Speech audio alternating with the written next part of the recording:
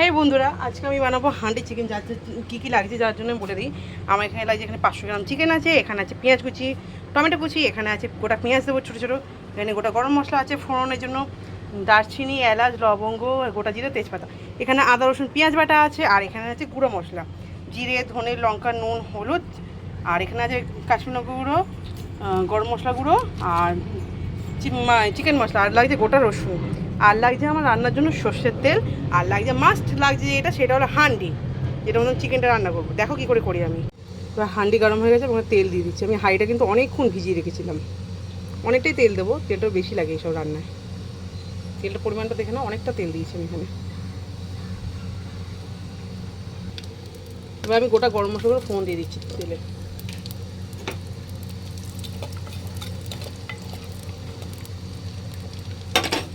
এরপরে এখানে আমি পেঁয়াজ কুচিগুলো অ্যাড করে দেবো। এরকম করে হাত দিয়ে ডলে নিয়ে সব ছেড়ে যাবে এইগুলো।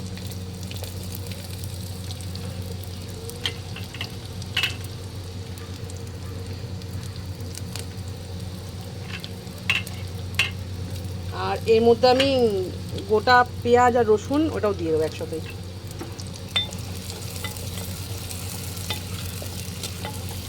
সত্যি বলতে একটা মাটি পোড়া এত সুন্দর গন্ধ বেরোচ্ছে বলার মতো না, চোখটাও বেশ জ্বালা করছে সর্ষে তেলের গন্ধ।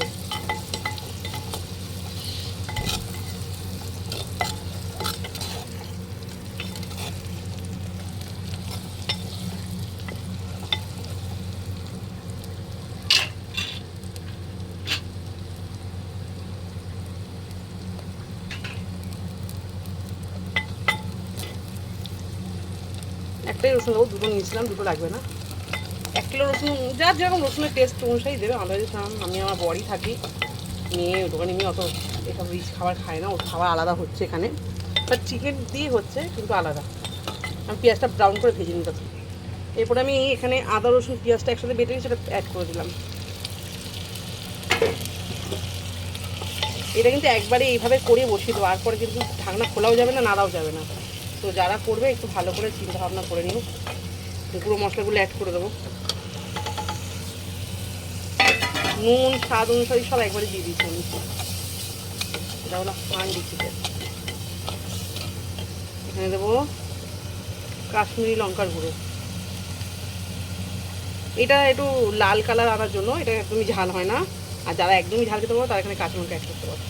চিকেন মশলা আর দেবো গোটা গরম মশলা দিয়েছি, গুঁড়ো গরম মশলাটাও দেবো। ব্যাস,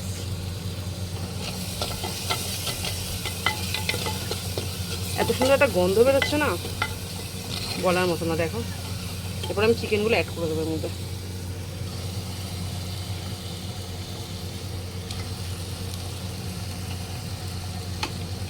এখানে কোনো আলু যাবে না কিন্তু এই রান্নায়, হান্ডি চিকেনে কোনো আলু যাবে না।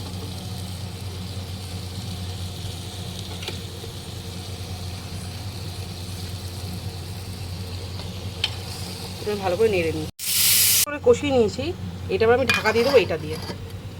ব্যাস, এখানে একটা কিছু লবঙ্গ দিয়ে দেবো যাতে হাওয়াটা পাস না হয়ে যায়। এবার রেখে দেবো এটা ওই 35 মিনিটের জন্য লো ফ্লেমে। এই দেখো হান্ডি চিকেন, কি টেম্পটিং লাগছে না দেখতে। আমি এর মধ্যে এবার দেবো এই স্লাইস করে রাখা আদা কুচি। ভাল লাগে কিন্তু হান্ডি চিকেন, আর বেশ খানিকটা ধনে পাতা। মাম্মা মাম্মা এটা ওইটা রেখে দাও, পুরো মিক্স করে নেবো।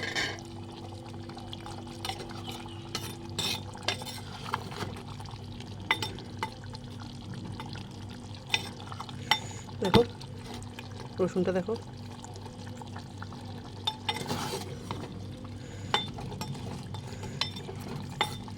হয়ে গেছে আমার হান্ডি চিকেন রেডি।